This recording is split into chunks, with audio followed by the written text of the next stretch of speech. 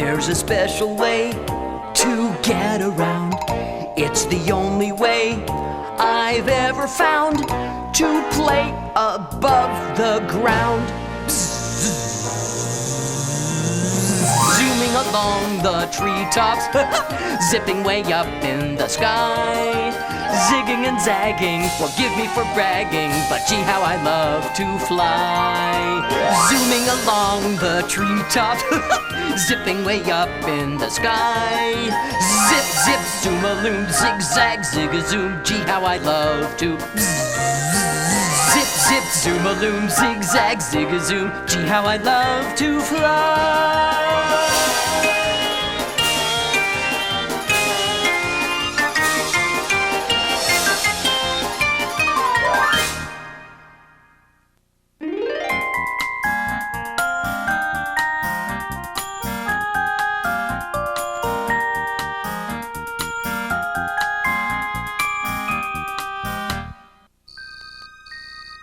In the dark, wee hours of the morning, JJ was wide awake.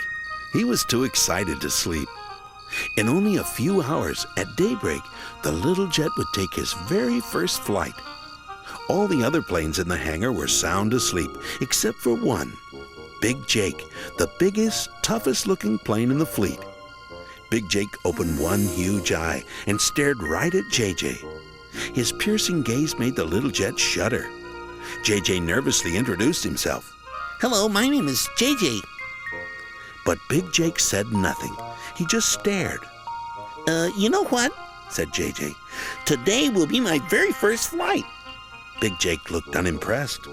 You'll see, I'm gonna fly faster and higher and better than any plane that ever flew. Big Jake studied JJ's eager face and said, "Better get some rest, kid. You're gonna need it." Then, shutting his enormous eye, Big Jake thought about his first flight, many, many years ago.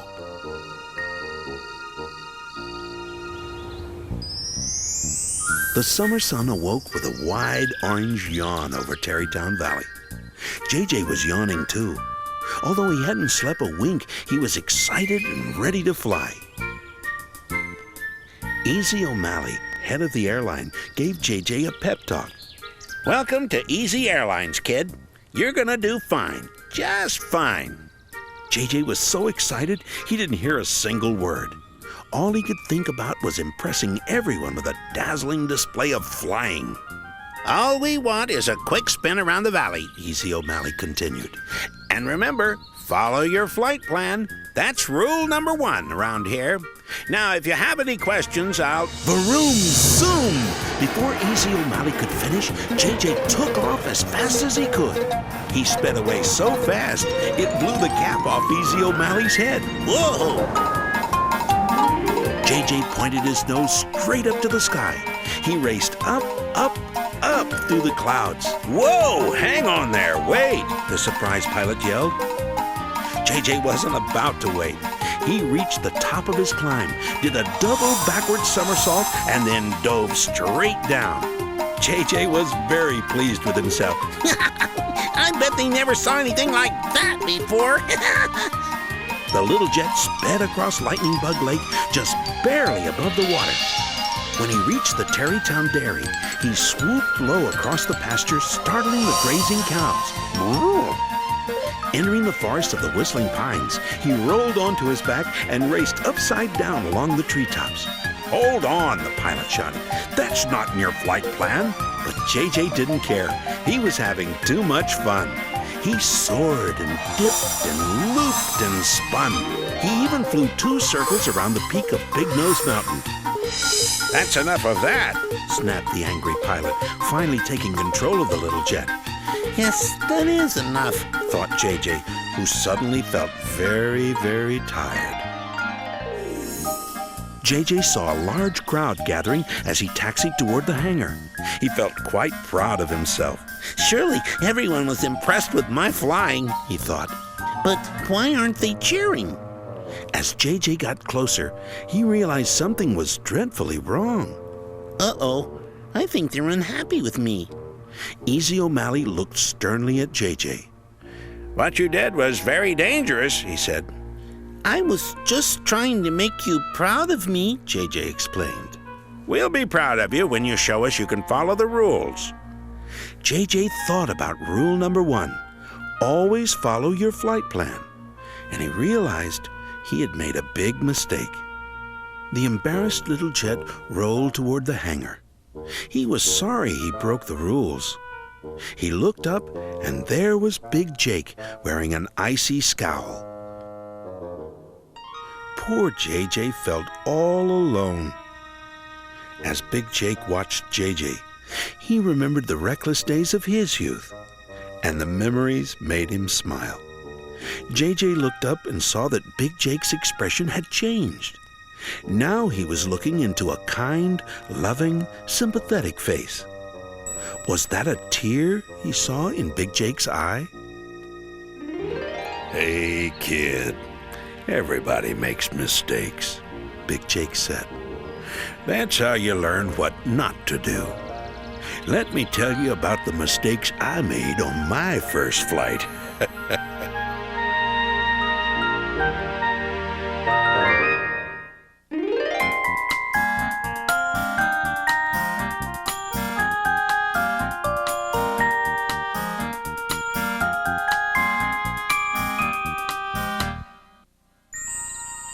It was a night made for stargazing.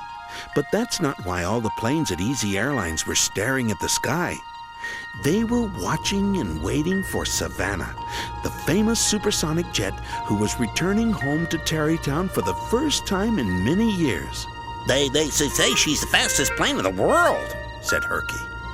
Yeah, and the most beautiful, too, said Snuffy.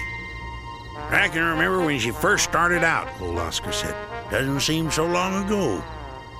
Big Jake remembered too. You know, he said, even back then she was something special. Hey, Tracy, isn't it exciting? Said JJ, wagging his rudder in eager anticipation. Yeah, said Tracy. I can't believe this is happening. An ear-splitting boom crackled in the sky and echoed across the valley. The planes looked up just as a blur of light tore out of the darkness to the east. It was Savannah streaking home. The elegant jet had barely come to a stop when all the planes rushed over to greet her. They pushed in close to get a good look. Tracy squeezed through to the front. Herky had to hover above the crowd in order to see it all. Standing atop the fuel truck, Easy O'Malley cleared his throat and began reading a speech. Seeing you here tonight brings to mind, oh, shucks, this speech is boring. Easy O'Malley tore his notes in two. What I mean to say is, it's sure good to see you, Savannah. Welcome home, my dear. Thanks, Easy. You're still sweet as sugar cane, she said. You've made me feel right at home, all of you have. Then, because she was tired after her long trip, she made her way to the hangar to relax for a while. Easy O'Malley posted a Do Not Disturb sign outside the hangar so that Savannah could rest in peace. But Tracy had to talk with her right away. She peeked into the hangar and said timidly, "Excuse me, Miss Savannah? May I talk with you for a moment, please?" Savannah gave Tracy a warm smile. "Sure, honey. What's on your mind?" Tracy hurried into the hangar. She had so much she wanted to say, it all came out at once. "I never get to do anything fun. I never get to go to interesting places. All I do is study, study, study, train, train, train, practice, practice, practice. It's so boring. But you go to exciting places all the time. It must be wonderful. You're wonderful, and I want to be just like you, but I don't know how, and I don't know what to do. I just don't know what to do." Savannah looked at Tracy with calm, reassuring eyes. "One day, when you're older, you'll go to all the places I've been and then some. But you know what? I bet things wouldn't seem so boring right now if you learned to use your imagination a little more." What do you mean?" asked Tracy. Well, when I was your age, living in this very hangar, I used to dream about the big, wide world outside and all the faraway places I wanted to see. And guess what? In my dreams, I could go there. What good is that? Asked Tracy. It's not real. It's just a dream. Tracy, don't you see? You have to have dreams. If you don't dream dreams, you have nothing to reach for. You have no dreams to come true. Later that night, before falling asleep, Tracy thought about everything Savannah had said. She stayed up very, very late, thinking and thinking and thinking. The morning was unusually hazy as Tracy set out on her training flight. Climbing high over the mountains, she thought she saw Savannah way in the distance, disappearing into a dense patch of clouds. Racing to the spot where Savannah had been, she came upon a tunnel through the clouds. But entering the tunnel, Savannah was nowhere in sight. Tracy called out, Savannah, Savannah. But her own echo is all that came back. A bluish-white light twinkled at the far end of the tunnel. She hurried forward and at long last reached the end. Emerging into the light, she could not believe her eyes. Through wispy clouds, a shimmering city of glass loomed on the horizon. Everything sparkled and glistened like diamonds. It was the most breathtaking thing Tracy had ever seen. In the distant haze, she thought she saw Savannah. But before she could call to her, a glint of sunlight flashed in her eyes.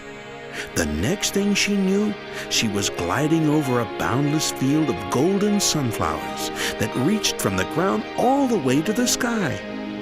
White puffy clouds rolled in over the giant flowers. But these were no ordinary clouds. They were shaped like tiny tugboats, and each carried a smiling yellow duckling. Like an armada on parade, they floated by in perfect formation. Tracy was delighted, but quite confused. She shut her eyes, and when she opened them, she was flying under a rainbow.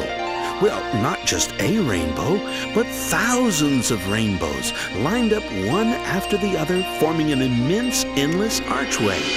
Tracy looked down and was surprised to see that she was flying over a silvery sea. What happened next was even more amazing. A big blue dolphin leaped out of the ocean, hung in the air, smiled at Tracy as she flew past, then dove back into the water with a stupendous splash. Just then, a shadow streaked across the water. When Tracy looked up to see what it was, she thought she saw Savannah racing toward the distant snow-capped mountains. But when she reached the towering white peaks, there was no sign of Savannah, only a family of enormous snowmen who smiled and waved to her through the foggy mountain air. Suddenly, the fog thickened around her, and in the next instant, she was back inside the cloud tunnel. Before long, she emerged into the hazy daylight, and there, just ahead, was Savannah. Tracy followed her back over the mountains and across the valley until at last they arrived safely home. What happened? Where were we? How did we get there? Tracy said with a start. Not we, Tracy. You. You were dreaming. Savannah's voice was soft, almost a whisper. Dreaming? What dream? Tracy was confused. The dream that came out of your imagination, Savannah said. And I think now you know that dreaming is the first step to getting wherever you want to go.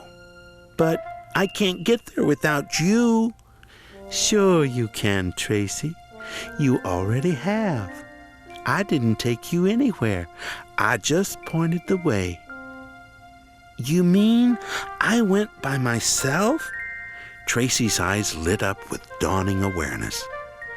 Oh, Savannah, it was so beautiful. There was a big blue dolphin and giant sunflowers and a city made of glass. And you know what? You were in my dream, too. I'll tell you a secret, Savannah said softly. While you've been dreaming of faraway places, I've been dreaming of home right here in Tarrytown. And guess what? You were in my dream, too.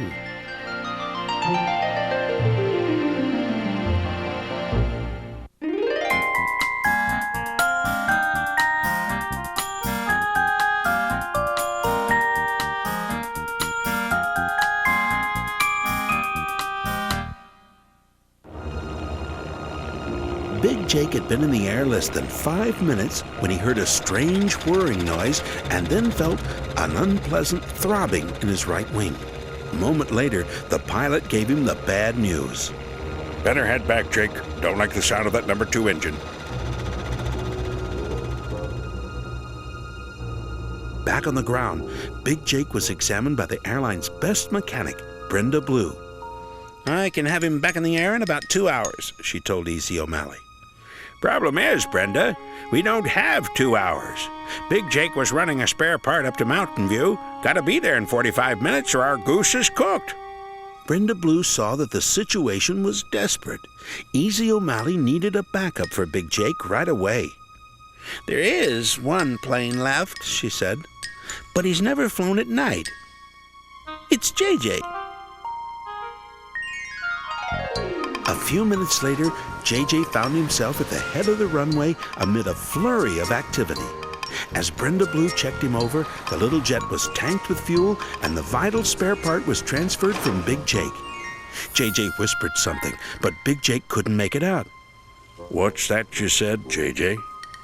I said, I can't go, JJ whispered. I'm afraid of the dark. But JJ, everyone's counting on you, Big Jake whispered back. I've never flown at night. What if I get lost? What if I bump into something out there in the dark? Big Jake could see that the little jet was very distressed.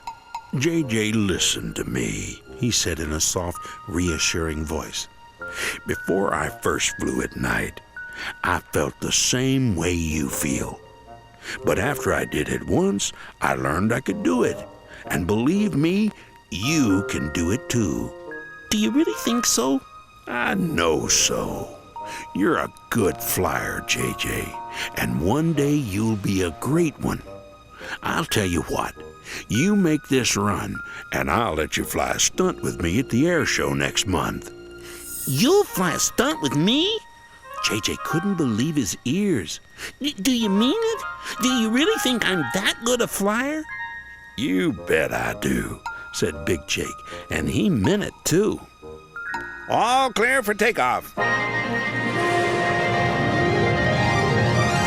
JJ was so thrilled by Big Jake's vote of confidence, he climbed into the night sky, forgetting all about his fears. The little jet gazed down at the airport and was surprised to see how beautiful the lights looked from the air. Heading into the valley, he passed over Lightning Bug Lake, which glowed like an oasis of flickering neon in the vast darkness.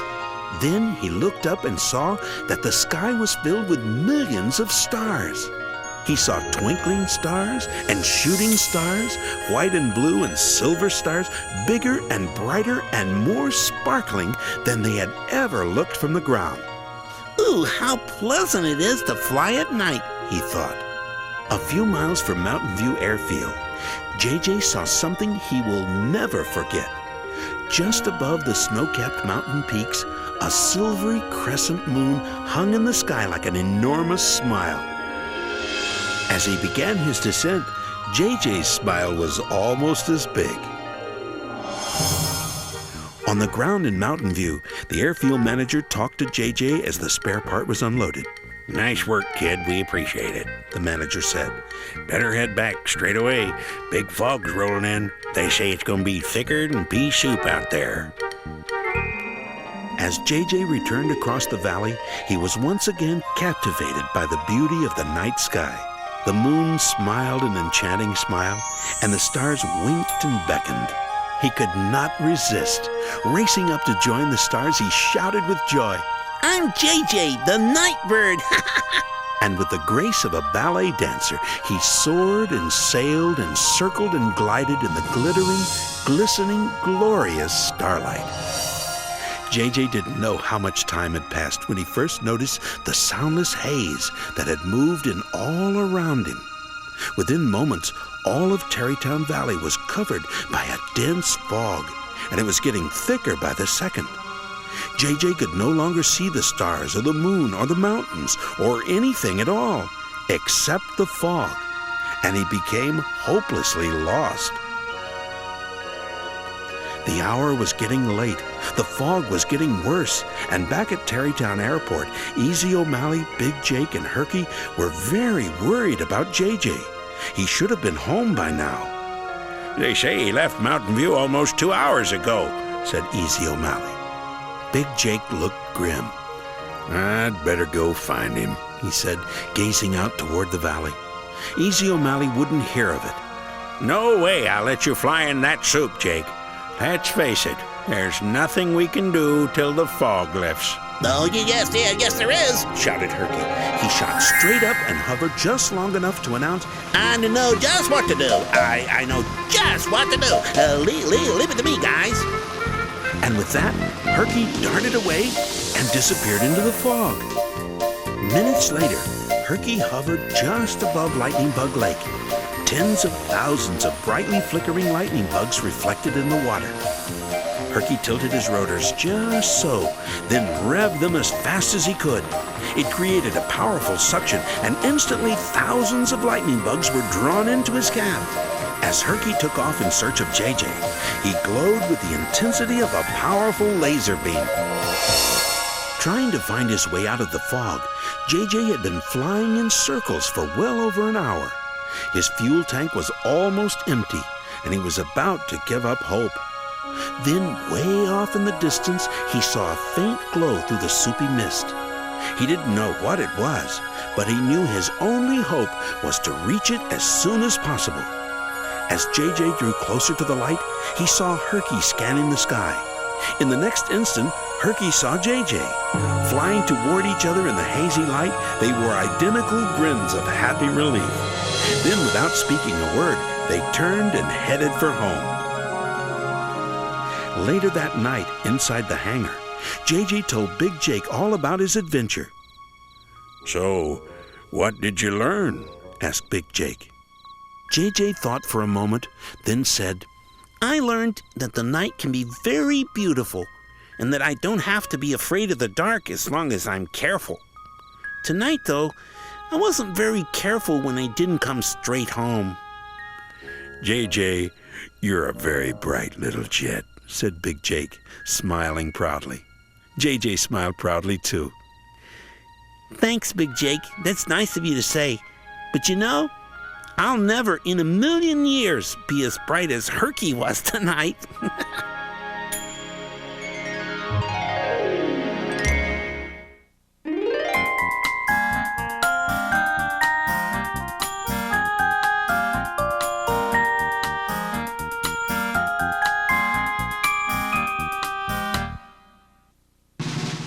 It was Tarrytown's biggest day of the year, the annual Easy Airlines Air Show. The airport was all decked out for the occasion, with balloons and ribbons and banners and bows attached to everything in sight. All the planes were excited, and why not? This was their day to show off their special talents. Inside the hangar, the mood was not so upbeat. Old Oscar was ailing. Heavy black drops of oil dripped from his nose. His gears made loud, grinding noises. And worst of all, his rudder was out of whack. It went left when he tried to flip it right, and it went right when he tried to flip it left. Brenda Blue, the airline's ace mechanic, had worked on him all morning long. Oscar, you're a mess. I can't let you fly today. I'm sorry, but I just can't. Balderdash, growled old Oscar. I've never missed an air show, and I don't aim to miss this one. From high up in the control tower, Easy O'Malley announced the start of the show. Ladies and gentlemen, boys and girls, His voice boomed over the loudspeakers. It gives me great pleasure to introduce our official greeter, Snuffy the Skyrider. Right on cue, Snuffy went into his act. Directly over the airfield in the clear blue sky, he wrote the word welcome and then framed it so that it looked like a large, beautiful welcome mat. It was a magnificent work of art. As the crowd cheered, Easy O'Malley announced the next act. Please welcome that hurrying, scurrying whirlybird, our very own Herky the Helicopter. Quick as a wink, Herky shot straight up from the ground, hovered a split second, then sped away in a zany, whirling dervish. Up and down, to and fro, stop and go, in and out and all around, right side up and upside down, Herky whiffled, spiraled, tumbled, and rolled. Finally, as if attached to a rubber band, he coiled round and round the control tower until he reached the end of his imaginary tether, then flung himself back like a slingshot missile, landing neatly atop the hangar. Tracy blinked her eyes in disbelief. "Hey, JJ," she said, "did you just see what I think I saw?" Meanwhile, inside the hangar, old Oscar was still out of kilter, and Brenda Blue was still hard at work trying to fix him up. Don't give up now, Brenda. I sure haven't, the feisty old plane said. I know you can do it, and I know I can do it, by golly. Back at the show, Tracy was about to finish her act. She raced in a wide circle, picked up speed, then like a precision pinwheel, went spinning across the sky, turning perfect cartwheels over and over and over. She ended her act with an elegant sweep over the cheering grandstand. Next, Easy O'Malley announced Big Jake and JJ. This will be a daredevil stunt never before attempted anywhere on Earth. When Big Jake took off with JJ riding piggyback, a gasp, then a hush fell across the crowd. JJ held on tightly as the mighty Jake climbed up and up and up and up and up. JJ had never been so high, and still Big Jake climbed higher and higher and higher. Finally, reaching the top of his awesome climb, Big Jake paused, executed a perfect swan dive, then on the way down, went into an amazing double figure eight. On the last upswing, JJ peeled off Big Jake's back with an upside-down loop to the right, just as Big Jake did a forward loop to the left. The two planes curled around and came in for a spectacular simultaneous landing. Facing each other, they came to an abrupt stop only inches apart. The crowd cheered and cheered and cheered. Herky was so excited he bounced around like a brand new rubber ball. Inside the hangar, old Oscar grinned like a cat with a mouse as his engine sputtered to life. Chick-a-pop, chick-a-pop, chick-a-pop, the engine gasped. Whoop-de-doodle-doo, The ancient plane shouted gleefully. nothing to it, hey, Brenda? Oscar, don't forget your rudder problem. Remember, left is right and right is left. Rudder schmudder, tell O'Malley to announce me, and quick. Get set for a real treat, folks. For the first time since last year's show, old Oscar, the biplane, will take to the sky. Chick-a-pop, chick-a-pop, chick-a-pop. All eyes turned toward the hangar as old Oscar sputtered into the daylight. Chick-a-pa-boom, chick-a-pa-boom, chick-a-pa-boom. The rickety old plane revved his engine as he lurched down the runway. Then, like a dizzy swimming dolphin, he rose from the ground in a stuttering, staggering, humpbacked climb. He planned to fly a wide, majestic curve over the grandstand, then come in for a smooth, dignified landing. But as he tried to turn, he realized something was wrong. It was his rudder. In a panic, he flipped it left, then right, then left, then right, trying to remember what Brenda Blue had told him. All of a sudden, he flipped himself into a spectacular diving barrel roll. He shot straight down like a spinning corkscrew, twisting ever more rapidly as he fell. Old Oscar saw the ground racing toward his face. He didn't like the look of things, so he closed his eyes. At the same instant, thousands of spectators gasped and held their breath. "Pull up! Pull up!" screamed JJ. Somehow, that's just what old Oscar did. Seconds before crashing, he pulled up. Not only that, he made it look easy, landing with the grace of an eagle right in the middle of the airfield. all the people and all the planes rushed out to see if the old-timer was okay. Whoo, boy, whooped old Oscar with a boyish grin. That's the most fun I've had in years. Wow, Oscar, I didn't know you could dive like that, said JJ, brimming with admiration. Well, son, right there's a good example of what determination can do for you. If you believe in yourself and never give up, there's no limit to what you can accomplish. But, look here, don't ask me to do that dive again anytime soon, all right?